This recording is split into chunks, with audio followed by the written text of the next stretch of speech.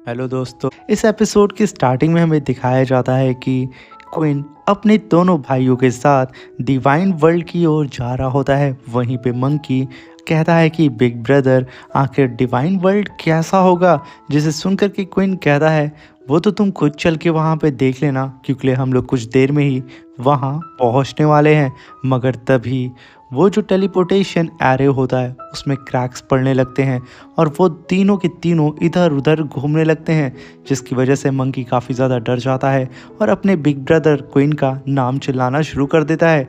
और तभी हम देखते हैं कि मंकी और वो फीफी वो दोनों ही उस पोर्टल के ज़रिए अंदर चले जाते हैं। ये देख कर के क्विन भी काफ़ी तेज़ी से उड़ता हुआ सीधा उन लोग के पीछे उस पोर्टल के अंदर चला जाता है। तभी हमें नैरोटो वाइज से बताया जाता है कि ये डिवाइन वर्ल्ड वेस्टलैंड में एक क्लाउड के ऊपर स्थित है और इस डिवाइन वर्ल्ड को अब तक 120 मिलियन बिलियंस ईयर हो चुके हैं और इस डिवाइन वर्ल्ड को 8 मेजर फोर्सेस कंट्रोल करती हैं। यूँ समझ लें कि हम अंडरवर्ल्ड से ये डिवाइन वर्ल्ड एकदम ही डिफरेंट है, क्योंकि लिए अंडरवर्ल्ड में जहाँ गॉड रैलम की पावर सबसे ज़्यादा मानी जाती है, वहीं पे डिवाइन वर्ल्ड में गॉड रैलम सबसे बेसिक होता है, जो कि आसमान में उड़ भी नहीं सकता है।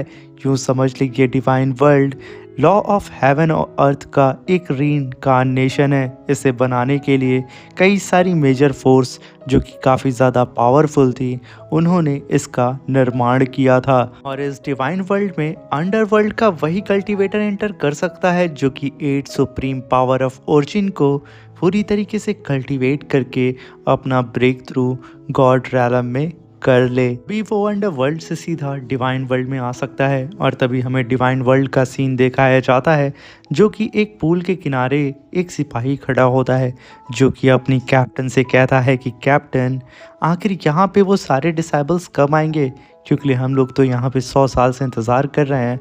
और साथ में मैं तो एक चीज़ भूल गया कैप्टन, यहाँ पे तो आपका प्रमोशन भी होने वाला है ना। तब इसकी कैप्टन कहती है कि ऐसा अभी नहीं होने वाला है, क्योंकि जब तक अंडरवर्ल्ड से इस डिवाइन वर्ल्ड में कुछ डिसाइबल्स नहीं आ जाते हैं, उससे पहले मेरा प्रमोशन नहीं होगा। वो सारे डिसाइबल्स ही मेरे प्रमोशन की चाबी होंगे। अगर आज यहाँ पे कोई नहीं आता है तो हमें फिर से 100 साल तक इंतज़ार करना होगा, मुझे ख़ास तौर से अपने प्रमोशन के लिए। तभी कैप्टन की दूसरी साथी कहती है कैप्टन, डिवाइन पूल से कोई अपीयर हो रहा है। तभी कैप्टन भी उधर देखने लगती है और तभी उसकी साथी बोलती है कैप्टन, यहाँ पे तो 4 प्लेटफॉर्म एक्टिवेट हुए हैं, यानी कि इस बार 4 कल्टीवेटर्स आ रहे हैं और आपका प्रमोशन हो जाएगा। तभी कैप्टन भी आगे बढ़ के उधर देखने लगती है और उससे कहती है कि यहाँ पे 4 कल्टीवेटर बल्कि नहीं, बल्कि यहाँ पे 5 कल्टीवेटर अपीयर हुए हैं, पांचवा आसमान से नीचे आ रहा है। तभी सब देखने लगते हैं और आसमान से गिर रहा होता है किन, कि काफ़ी तेज़ी से नीचे गिरते हुए सीधा उस डिवाइन पूल के एक प्लेटफॉर्म पे आके लैंड करता है और कहता है कि सच में मेरे तो चारों तरफ गॉड्स की स्पिरिचुअल एनर्जी है। ये कह करके वो उसे एब्जॉर्ब करने लगता है। साथ में यहाँ पे क्विन को थोड़ी तकलीफ भी हो रही होती है, क्योंकि ये एनर्जी अंडरवर्ल्ड से बिल्कुल ही डिफरेंट थी, क्योंकि ये एक गॉड की डिवाइन पावर थी जिसे यहाँ पे क्वीन कंज्यूम कर रहा होता है। और तभी हम क्वीन को देखते हैं जो कि वहाँ पे बैठ कर के कल्टीवेशन स्टार्ट कर देता है और वहीं पे उसके दोनों भाई उठ कर के बाहर आ जाते हैं और उन लोगों के साथ में 2 और अननोन कल्टीवेटर होते हैं। और तभी कैप्टन की एक साथी कहती है यहाँ पे तो 4 लोग हैं, बल्कि 5 थे ना। तभी कैप्टन का जो साथी होता है वो बोलता है कि पांचवा अभी भी कल्टीवेट कर रहा है। तभी उसकी साथी कहती है कि आखिर ये कैसे पॉसिबल हो सकता है कि वो इतनी देर तक कल्टीवेशन कर रहा है। तभी कैप्टन कहती है कि ज़रूर ये लोग अंडरवर्ल्ड में बॉडी ट्रेनिंग और साथ में साथ सोल कल्टीवेशन भी करते होंगे, जिसकी वजह से इनकी बॉडी भी स्ट्रांग है और इनकी सोल भी काफ़ी ज़्यादा पावरफुल है। इसी वजह से ये लोग इतने देर तक इस डिवाइन पूल के अंदर कल्टीवेशन कर पाए हैं। और तभी हम वहाँ पे किन को देखते हैं जो कि उसका पूरा का पूरा लुक चेंज हो जाता है और वो यहाँ पे पर्पल कलर का पूरी तरीके से ड्रेस पहन लेता है, जहाँ पे वो काफ़ी कूल नज़र आ रहा होता है। और वहीं पे वो कहता है कि ना हो सकता था मैंने इस पावर को अपनी बॉडी में रिफाइन तो कर लिया है, मगर साथ में मैंने स्टार स्पेस में भी काफ़ी भारी मात्रा में गॉड की पावर को कंज्यूम कर लिया है, मगर अब मुझे ऐसा लगता है कि मैंने अपनी लिमिट को क्रॉस कर दिया है। इसलिए अब मुझे कल्टीवेशन से उठ जाना चाहिए।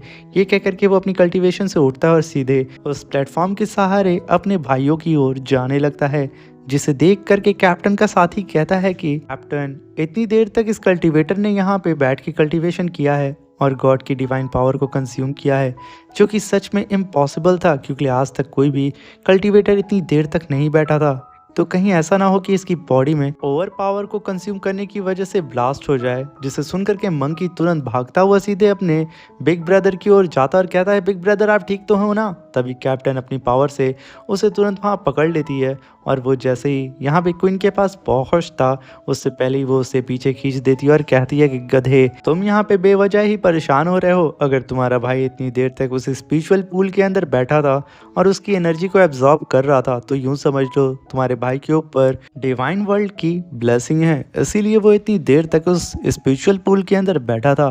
तभी मंकी फीफी से कहता है कि ब्रदर, मुझे ये कैप्टन थोड़ी खड़ूस नज़र आती है और साथ में ये काफ़ी ज़्यादा स्ट्रांग भी है, कि बिल्कुल हमारे बिग ब्रदर की तरह ना। तभी फीफी भी उसकी हाँ में हाँ मिला रहा होता है। यहाँ पे इस कैप्टन को देख करके उन दोनों की ही हवा टाइट हो जाती है और तभी हम देखते हैं कि क्वीन भी उस प्लेटफॉर्म पे खड़े होकर के उड़ता हुआ सीधे अपने भाइयों के करीब आ जाता है, जिसे देख करके मंकी दौड़ते हुए कहता है, बिग ब्रदर हम लोग यहाँ पे हैं, जल्दी से आइए। तभी क्वीन भी उन लोग को देख लेता है और तभी क्वीन उस प्लेटफॉर्म से टेलीपोर्ट होने की कोशिश करता है। वो एक बार ट्राई करता है और वो टेलीपोर्ट नहीं हो पाता है। वो कहता है कि आखिर मैं यहाँ पे ना ही टेलीपोर्ट हो पा रहा हूँ ना ही उड़ पा रहा हूँ। तभी वो उस प्लेटफॉर्म के सहारे आगे बढ़ने लगता है और तभी कैप्टन कहती है कि यहाँ पे इस डिवाइन वर्ल्ड में तुम क्या गॉड रैलम का कल्टीवेटर भी उड़ नहीं सकता है। सुन करके मंकी के तो होश उड़ जाते हैं और कहता है कि क्या गॉड रैलम का कल्टीवेटर भी इस डिवाइन वर्ल्ड में उड़ नहीं सकता है? आखिर हमें उड़ने के लिए कितना पावरफुल होना होगा। उस बेचारे के तो होश उड़ चुके होते हैं और तभी क्वीन भी धीरे धीरे करके उस प्लेटफॉर्म के सहारे मंकी के पास आ जाता है और तभी हम मंकी और फीफी को देखते हैं जो कि अपने भाई को अपने सामने देख के काफ़ी ज़्यादा खुश हो जाते हैं। तुरंत उसके पास जा करके उसका हालचाल लेने लगते हैं और तभी कैप्टन की साथी कहती है कि कैप्टन, ये सच में बहुत ही रेयर है कि एक साथ 3 भाई हमारे इस डिवाइन वर्ल्ड में आए हैं। जिसे सुन करके कैप्टन कहती है, सच में ये काफ़ी रेयर बात है कि इंटरमीडिएट गॉड लेवल का कल्टीवेटर, वो भी 3 एक साथ यहाँ पे हमारे डिवाइन वर्ल्ड में एंटर किए हों। सच में ऐसी चीज़ें बहुत कम ही बार होती हैं और साथ में ये लोग 3 घंटे से भी ज़्यादा उस डिवाइन पूल के अंदर बैठ के अपनी कल्टीवेशन को भी किए हैं। इसलिए ये लोग अंडरवर्ल्ड के अदर डिसेबल से बिल्कुल ही डिफरेंट हैं। तभी वहाँ पे क्वीन से मिलने के लिए वो दोनों अननोन कल्टीवेटर भी आते हैं जो कि अंडरवर्ल्ड से आए थे। तभी एक बंदा आगे बढ़ता है और कहता है कि मेरा नाम टोकीटा है और ये मेरी वाइफ सॉन्ग हुई है। तभी क्वीन को वो लोग ग्रीट करते हैं। क्वीन देख करके उसके दोनों भाई के साथ में वो लोग भी वहाँ पे टोकीटा और उसकी वाइफ सॉन्ग हुई को ग्रीट करते हैं, जिसे सुन करके कैप्टन भड़क जाती है और कहती है कि अगर तुम लोगों ने ये बकवास बात यहाँ बंद नहीं की तो मैं तुम लोगों को उठा के यहाँ से फेंक देने वाली हूँ, क्योंकि हमारे डिवाइन वर्ल्ड का एक ही रूल है कि तुम लोगों को यहाँ पे किसी भी तरीके की बकवास नहीं करनी है, ना ही भाईचारा। तुम लोगों को यहाँ पे सिर्फ डिवाइन स्टोन को माइन से बाहर निकालना है और तुम्हें माइनिंग करनी होगी हमारे होली एम्परर के लिए, वो भी फ्री और वो भी लगभग 1000 साल के लिए। और अगर तुम लोगों ने ये ऑर्डर मानने से इनकार किया तो हम लोग पूरे के पूरे इस डिवाइन वर्ल्ड में तुम्हें ढूंढ करके तुम्हारा नामो निशान मिटा देंगे। जिसे सुनकर के क्वीन कहता है कि इन सारे रूल्स के बारे में हमें पता है, इसलिए हम आपके डिवाइन वर्ल्ड के रूल्स को पूरी तरीके से फॉलो करेंगे। जिसे सुनकर के कैप्टन कहती है तो ठीक है, अब मैं तुम्हें यहाँ पे कुछ बेसिक इंफॉर्मेशन बताने वाली हूँ इस डिवाइन वर्ल्ड के बारे में, मगर उससे पहले तुम लोग मेरे पीछे आओ क्योंकि मैं तुम लोगों को सीधे ले चल रही हूँ माइनिंग एरिया में।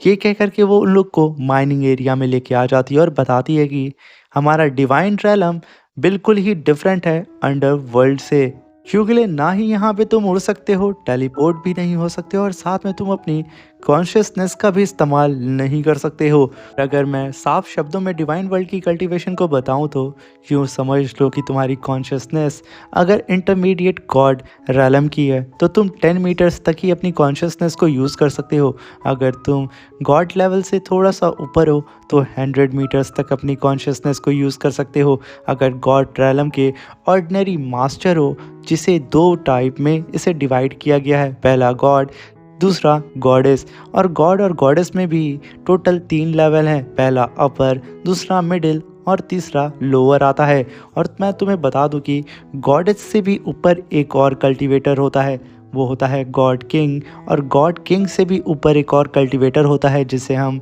लेजेंडरी तियान जुन बोलते हैं। तभी मंकी कहता है यानी कि हम लोग लोअर लेवल्स के गॉड हैं, हमें जल्दी से जल्दी ब्रेक थ्रू करना होगा अपना। तभी कैप्टन कहती है कि तुम लोग लोअर लेवल के गॉड नहीं बल्कि तुम लोग अभी गॉड प्रिपेयरिंग पर्सन हो, जो कि गॉड रैलम पे अभी प्रमोट भी नहीं हुए हो, तो लेवल्स तो तुम छोड़ ही दो। तभी वहाँ पे क्वीन को एक मिस्टीरियस सा ऑरा फील होता है और उन लोग के सामने कुछ कल्टीवेटर उड़ते हुए जा रहे होते हैं, जिसे देख के मंकी कहता है कैप्टन आखिर वो कौन है।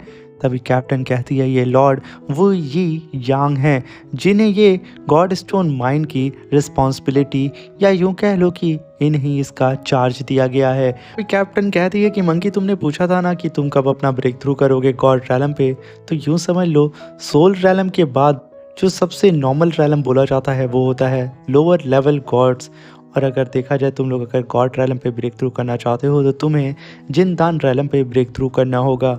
और तुम लोगों में से सिर्फ एक बंदे के पास ही ऐसी एबिलिटी है, वो तुम्हारा सीनियर ब्रदर है। कहती है कि तुम लोग इस जगह पे भी कल्टीवेशन नहीं कर सकते हो क्योंकि तुम्हें कल्टीवेशन करने के लिए सिटी के अंदर जाना होगा। तभी मंकी वहाँ पे कुछ स्पिरिचुअल एनर्जी को गैदर करता है और उसे कंज्यूम करने की कोशिश करता है।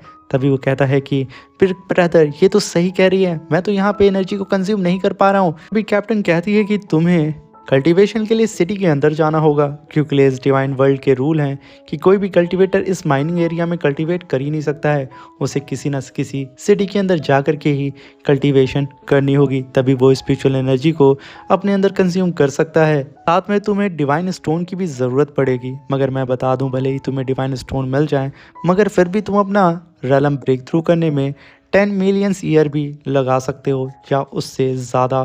तभी मंकी की नज़र वहाँ पे कई सारे माइनर्स पे पड़ती है, जिसे देख करके मंकी कहता है यहाँ पे तो और भी कई सारे डिसेबल्स हैं कि यहाँ पे माइनिंग कर रहे हैं। तभी कैप्टन कहती है इसमें से कई लोग तो ऐसे हैं जो कि सिर्फ पार्ट टाइम यहाँ पे आके माइनिंग करते हैं कि उन्हें यहाँ पे डिवाइन स्टोन मिल सके और उसे एक्सचेंज करके वो लोग जल्द से जल्द सिटी में जाके अपना कल्टीवेशन करके गॉड रैलम पे ब्रेक थ्रू कर लें। और साथ में मंकी तुम अभी जहाँ पे हमारी लीडर यानजू से मिलने जा रहे हो यहाँ पे ऐसी उछल कूद मत करना, उन्हें बिल्कुल भी ये पसंद नहीं है। और तभी कैप्टन कहती है कि अगर तुम लोग सिटी में पहुँच भी गए तो वहाँ पे भी कल्टीवेशन करना इतना आसान नहीं होगा क्योंकि वहाँ पे अगर तुम चाहते हो तो तुम्हारे पास इतनी स्ट्रेंथ हो कि तुम खुद को बचा सको, या तो तुम्हारा बैकग्राउंड बहुत ही सॉलिड होना चाहिए, तभी तुम लोग पीसफुली अपनी प्रैक्टिस कर सकते हो। और तभी कैप्टन एक तरफ इशारा करती है और कहती है कि तुम लोगों को सीधा यहाँ से वहाँ जाना है मिस यान वू के पास। तभी हम देखते हैं मिस यान वू के पास, तभी एक कल्टीवेटर मिस यान वू से रोते हुए कह रहा होता है कि मिस यान वू प्लीज़ मुझे कुछ डिवाइन स्टोन दे दीजिए जिससे मैं अपनी प्रैक्टिस कर सकूं, क्योंकि लिए मैं रूल्स के हिसाब से हर दिन सबसे पहले आकर के माइंड में खुदाई करता हूं और सबसे ज़्यादा स्टोन को कलेक्ट करता हूं, प्लीज़ मेरी मदद कर दें कुछ डिवाइन स्टोन को दे करके। जिसे सुन करके मिस यान वू कहती हैं कि मैं किसी भी कीमत पे डिवाइन वर्ल्ड के रूल्स को ब्रेक नहीं कर सकती हूँ। और तभी वहाँ पे हम देखते हैं कि क्वीन के सारे साथी आ जाते हैं, जिसे देख करके मिस यानजू माइनिंग के वेपन्स को बाहर निकालती हैं और उन लोगों को माइनिंग वेपन दे करके कहती हैं कि तुम लोगों को हर साल 3600 लो ग्रेड के स्पिरिचुअल स्टोन को निकालना होगा। जैसा कि ये साल ख़त्म हो चुका है इसलिए फ़िलहाल के लिए तुम लोग जाके आराम करो, अगले साल से तुम लोग इसकी तैयारी करना जो कि कुछ महीने के बाद ही स्टार्ट होने वाला है। जिसे सुन करके वो सब के सब उन्हें ग्रीट करते हैं और तभी टोकीता और उसकी वाइफ सॉन्ग हुई तुरंत क्वीन और उसके भाइयों को ग्रीट करके कहते हैं कि हम लोग भी फ़िलहाल के लिए आराम करने के लिए जा रहे हैं ब्रदर्स, हम लोग अब आपसे सीधा माइनिंग में मिलेंगे। और तभी हम मिस यानजू को देखते हैं जो कि कहती हैं कि अगर तुम लोगों का भाईचारा यहाँ ख़त्म हो गया तो मैं तुम लोग को एक चीज़ बता दूँ, इस माइन में किसी भी तरीके की बातचीत या भाईचारा नहीं चलता है, इसलिए तुम लोग जल्दी से जल्दी यहाँ से चले जाओ। ये सुनने के साथ वो सब के सब मुंह लटका करके वहाँ से जाने के लिए रेडी हो जाते हैं और एक दूसरे को फाइनल गुड बाय बोल करके वहाँ से अपनी अपनी अलग अलग डायरेक्शन में चले जाते हैं। और तभी हम मंकी को देखते हैं जो कि कहता है कि बिग ब्रदर, मैंने तो सोचा था इस डिवाइन रैलम में आने के बाद हम लोग तो ऐश करेंगे, मगर यहाँ पे हर चीज़ें उल्टा हो रही हैं। तभी क्वीन कहता है कि तुम यहाँ पे इस डिवाइन वर्ल्ड के बारे में जो सोच रहे थे ना, उससे भी कई गुना कॉम्प्लिकेटेड सिचुएशन यहाँ पे है। एक बार ज़रा जो हमें मिस यानजू ने वेपन दिया है माइनिंग करने के लिए, उस वेपन को निकाल करके ज़रा उसकी क्वालिटी को तो चेक करो। तभी मंकी कहता है, अरे वो वेपन तो एक नंबर का है, मैंने तो अपने हाथ में लेकर के उसे देखा था। तभी क्वीन कहता है, फिर से निकालो और उसे चेक करो। तभी मंकी उस वेपन को ऑब्जर्व करते हुए कहता है कि बिग ब्रदर, ये तो लो ग्रेड का आर्टिफैक्ट है, आखिर हम इससे कैसे माइनिंग कर सकते हैं। तभी क्वीन कहता है कि मंकी, इसीलिए तो मैंने कहा कि ये डिवाइन वर्ल्ड की सारी चीज़ें सच में बहुत ही ज़्यादा कॉम्प्लिकेटेड हैं, इसलिए हम लोग अगर इस डिवाइन वर्ल्ड को कुछ सर्व यानी कि यहाँ रहना चाहते हैं तो हमें इसे पूरी तरीके से समझना होगा कि आखिर यहाँ पे हर चीज़ें काम कैसे करती हैं, तभी हम लोग यहाँ सरवाइव कर सकते हैं। इसके लिए हमें अपने स्टार गेट के अंदर जाना होगा और अंकल पू से ये सारी चीज़ों के बारे में और भी इंफॉर्मेशन निकालनी होगी कि आखिर ये डिवाइन वर्ल्ड है क्या चीज़। उन्हें इसके बारे में ज़रूर बहुत चीज़ें पता होंगी। ये कह कर के वो सब के सब वहाँ से टेलीपोर्ट होकर के सीधा स्टार गेट के अंदर चले जाते हैं। तभी सीन शिफ्ट होता और हमें दिखाया जाता है कि वो लोग एक जगह बैठ कर के मज़े से चाय पी रहे होते हैं। ये वही स्टार गेट होता है और यहाँ पे क्वीन का सर्वेंट अंकल बू भी उन लोगों को चाय सर्व कर रहा होता है। और इसी के साथ मेरे दोस्तों ये एपिसोड ख़त्म हो जाता है। अब मिलते हैं इसके नेक्स्ट एपिसोड में। वीडियो अच्छी लगी हो तो चैनल को लाइक शेयर सब्सक्राइब करके कमेंट करके हमें ज़रूर बताइएगा कि इसका नेक्स्ट एपिसोड आप कब देखना चाहते हैं। और साथ में इसके नेक्स्ट एपिसोड में क्वीन डिवाइन वर्ल्ड के बारे में और भी कई सारे राज से पर्दा हटाने वाला है।